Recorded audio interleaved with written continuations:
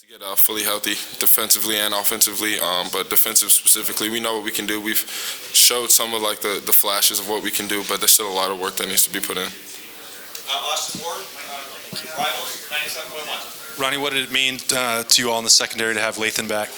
Huge. I mean, you see what he did first drive of the game. That was huge for us. They were kind of moving the ball better than we expected, but for him to do that is huge. Lathan gets the interception. Then there's the pick six. You guys didn't seem the least bit fazed by that. Can you just kind of describe the mindset of this team when adversity does hit, which doesn't happen too often? It's a part of the game. Stuff happens all the time. Everyone doesn't play perfect, but you got to be ready to go when your number's called. So we take pride in sudden change and not giving up a touchdown, because it's pretty easy for offenses. Once they turn the ball over, and then they get the ball out, and then it kind of can get bad out. But we take pride in going out there and stopping them. Ronnie, I want to ask you about the speed with which the defense is playing. Do you feel like today was the fastest that you guys have played? And if it wasn't, where could you be faster? I would say just the little things.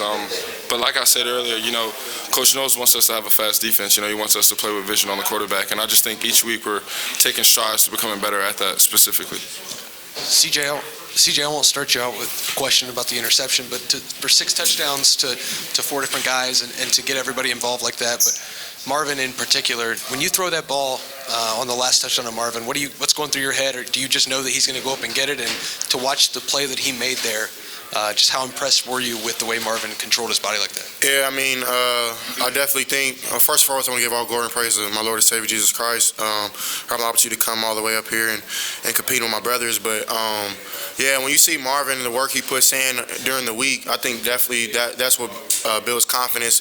And then staying after practice, the summer workouts, the summer routes that we've thrown, and just give them a chance. They're so dynamic out there, and they always have a 50-50 chance, which I think is more like 70-30. So just because he's so big, strong, and I definitely think it's the work ethic that he has. CJ, when he actually makes that catch, Marvin, on the last one, what was your vantage point of it? Were you even impressed with this one compared to some others? What did you see as he put that one away for the final touchdown? Yeah, I kind of knew that it was a kind of a cloud look. They wanted to not leave him on an ISO, but the corner kind of played man principle. So Marvin did a good job by just staying wide. I tried to just put it wide as possible as I could. I could probably put it a little higher, but with those type of guys, all you got to do is give them a chance. So that's what I tried to do in that instance, and it was a hell of a catch. So I'm super happy for him. After the pick six, you didn't look phased at all, just went back out there and ran the show. First of all, what happened on that play, and what's the mindset after something like that? This next play, there's no positive in thinking about negative things that happened to you in the past, and I definitely think that that has to do with some of my off-the-field character, just being prayed up and making sure that that I know that at the end of the day, mistakes happen. So just miscommunication between me and Emeka. I thought he was going to slam it down, but he did the smart thing by taking off, and just got to be better at that. The Zero made a hell of a play. So, but with those instances, that's why I mess with Coach. That's why I love Coach Day so much, and my offense is that they always have my back no matter what. And at the end of the day, plays happen, and you just got to bounce back. It's always about the answer. It's never how you start, how you finish. So I think that maybe last year taught us that a lot, and then maybe just my life growing up, just perseverance, just working through tough times and tough plays. So that's probably why we ended up playing good after that. Go ahead, Bill.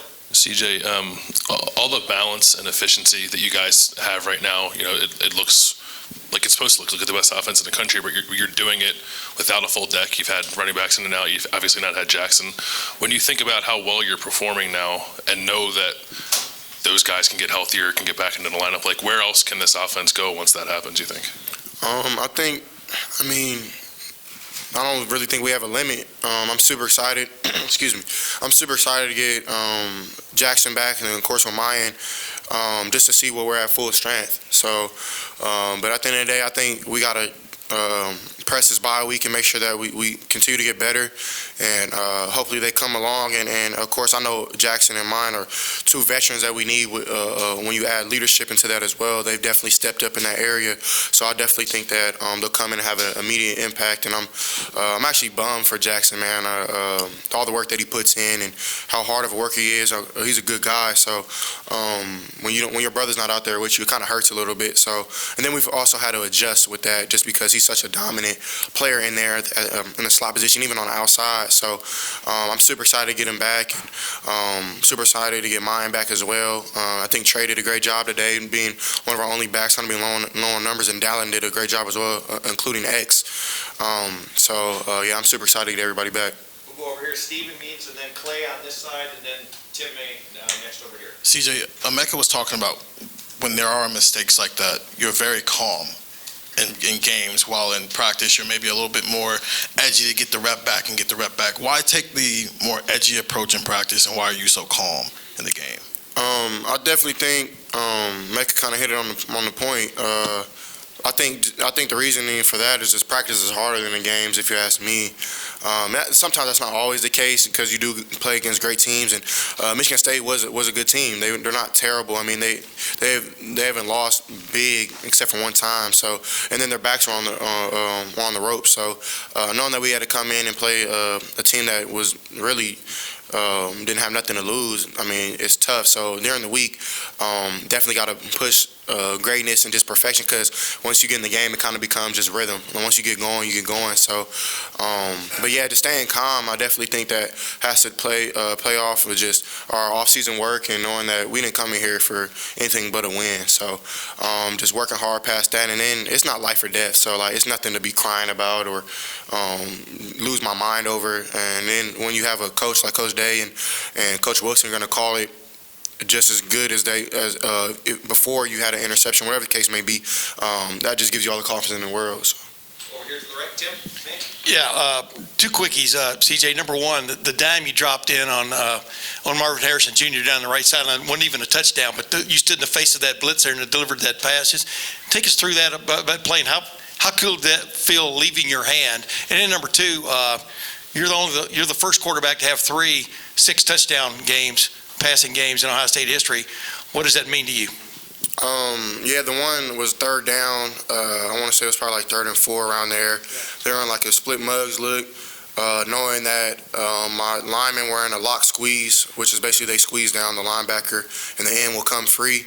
The first time they ran that, I think that's what they did the second time, because they did it 2 times in a row. And I told Mecca to do something if he comes, and I thought they zone dropped instead of staying in man-to-man, so I didn't want to throw it in the middle blatantly without seeing what was in there. So knowing that Marvin is a really good one-on-one matchup, I just try to give him a shot. I had somebody in my face, but I mean, I definitely think that I try to just stay in there as strong as I could and deliver a good throw, because I mean, those type of moments in the game are really big, because if you don't convert right there, then it's a short field for the opposing team's offense, and I definitely think those are big time downs.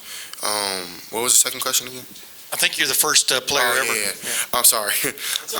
Yeah, it's a blessing, man. Definitely, all glory has to go to God, because I mean, I wouldn't be at a place like Ohio State, 2,000 miles away from home, somewhere I never thought I'd be if it wasn't for him. So I'm super blessed just to be able to go out there with my brothers. But it's not just me; it's my linemen, it's my receivers running great routes, my tight ends blocking and running great routes, and my running backs towing the ball so good. So it's a small part by me.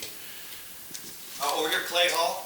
Yes, CJ, when you look back at the run of quarterbacks here recently, JT, Cardell, Dwayne, Justin, are you inspired or motivated by them and the success that they've had in the, I mean, is this quarterback you? I mean, it's starting to, over time here, to make a real impression. Yeah, that was definitely one of my reasonings for coming to Ohio State. Of course, with Coach Day's offense and the great players, and then of course practice. That was a big reason why I came here, because of practice, just going against the best every day. But yeah, I mean, I look up to those guys like JT. I look up to Joe. I know he was here. Dwayne, RP to him. I write him on my wristband every week just to give. I dedicated the season to him, so I definitely think that, and then of course Justin, who I played with, plays a part into why I came here, and hopefully I'm holding the legacy on. I'm making them proud. We've got time for just a couple more, folks. Brendan, go ahead.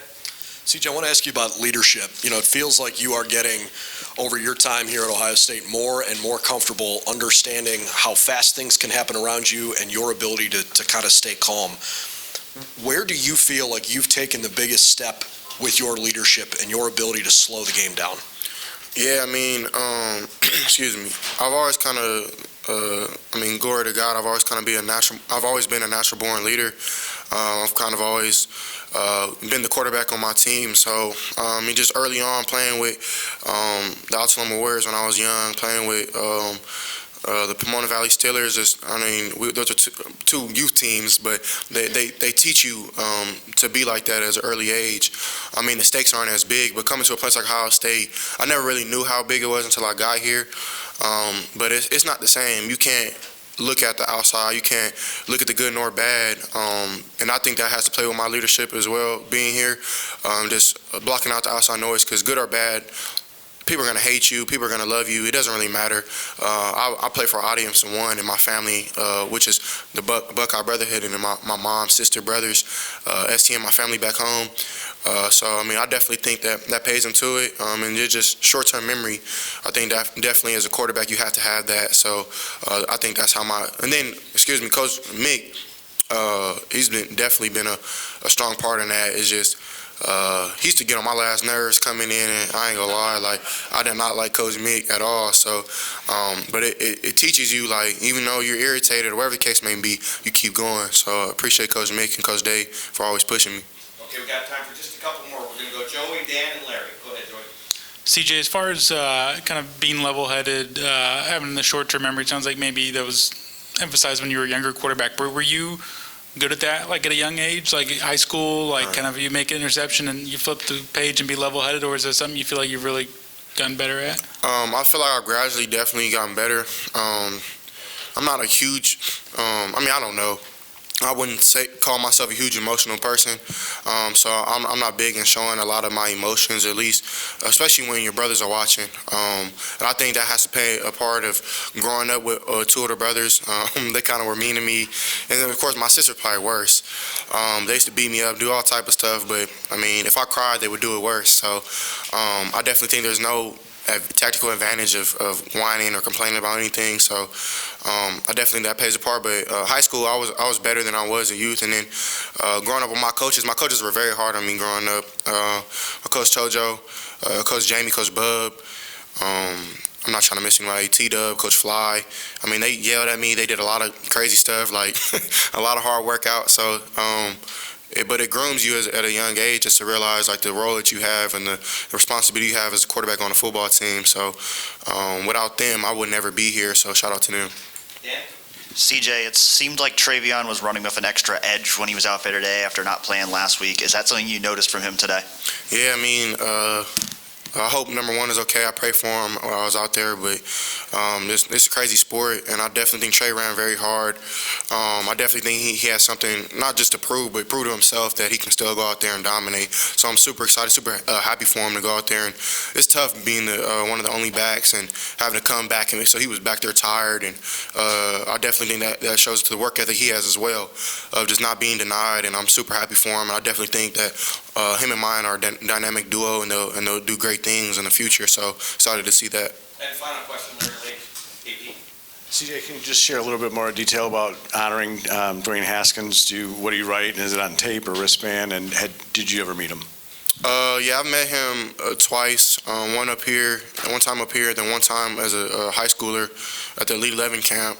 But I'll just write LLDH7, long live Dwayne Haskins 7. Honestly, I wouldn't say that I haven't forgot about him.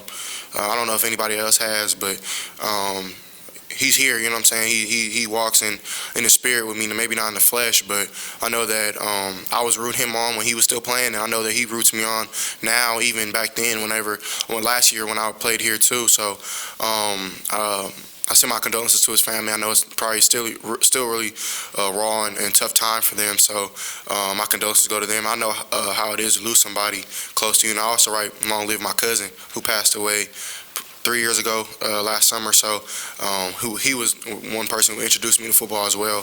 His name is Sam House. So long live my cousin S3. And I just try to honor people like that because I don't like forgetting people because when he was here, everybody loved him. So why not still love him? So I try to just show that message. They just tape. CJ, thank you very much. Thank you, guys. Thank you, folks. House, House.